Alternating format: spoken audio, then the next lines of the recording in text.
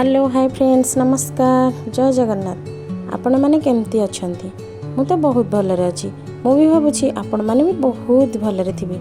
चलंतु आज जीवा बालेश्वर जिलार नीलगिरी पाददेशरे थिबा पंचलिंगेश्वर मंदिर दर्शन करबाकू। एठारे पांचटी लिंगर समाहार पंचलिंगेश्वर मंदिर पूजा पाउछंती। एही स्थानर मुख्य आकर्षण होछि एठारे एक निरंतर झरणा।